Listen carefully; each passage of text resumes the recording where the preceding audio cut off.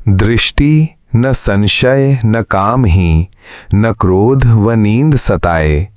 स्थिर आसन तासे लगे, न श्रम से धीर घबराए। अपने आप को साधने के लिए द्विविध या दो प्रकार से अपने आप को वश में रखना या करना पड़ेगा। अपने आप में बाहर के लोगों के सुख को त्यागने से दुख होने पर इसी दुख में दृष्टि खोलना, अर्थात इस दुख को पहचानना, और इसी पुनः खुली दृष्टि से दुख से जोड़ते हुए, अर्थात दुख को स्मृति और सावधानता के साथ अनुभव करते हुए, तथा इसी के बारे में इसी की जड़ या कारण को समझने के लिए मन को जोड़ते हुए दुखों की जड़ अर्थात मूल या कारण बाह्य तृष्णा को पहचान कर दृढ़ आसन पर स्थिर रहकर सारी तृष्णा छोड़ना या छोड़ने का यत्न करना। और दूसरा साधन ये करने का है कि बाहर दूसरों में जीवन को इस प्रकार धारण करना कि उनसे केवल मन के समय के अनुसार भड़कावों या जोशों द्वारा कोई मिथ्या व्यवहार शरीर से या वाणी से नहीं हो पाए।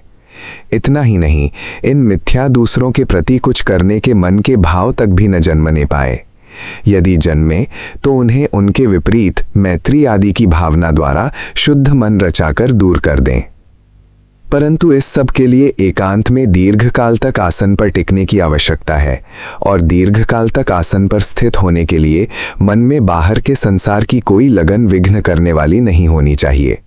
ये पद्य दर्शा रहा है कि आसन की स्थिरता और फिर उस आसन पर मन को लगाए रखने के लिए साधक पुरुष को प्रथम क्या करना पड़ेगा। मनुष्य का आसन तभी स्थिर हो सकता है यदि बाहर संसार की किसी भी प्राणी या पदार्थ की दृष्टि या फिर कुछ भी संसार को समझने की दृष्टि जो कि संस्कारों के अनुसार उसके राग, द्वेष, काम, क्रोध, लोभ आदि को उत्पन्न करने वाली है तथा जिनका संबंध भोगों से व बाहर के सुख से ही है, ऐसी कोई भी दृष्टि न बनने दें। यदि संस्कारों से बन भी जाए तो उसे या तो विचार द्वारा उसकी तुच्छ समझते हुए या पुनः साक्षी भाव से केवल देखते देखते ही दूर कर दे। इसी प्रकार कोई दृष्टि मन में उत्पन्न होकर कई एक प्रकार से संशयों, शक आदि को उत्पन्न करती है, जैसे कि कहीं इसमें या उसमें हमारा बुरा या विपरीत तो नहीं हो जाएगा, कहीं नींद को रोकने से संभवतः फिर निद्रा आए ही नहीं, कहीं मस्तक की न बिगड़ जाए। ऐसे बहुत से संशय आ सकते हैं।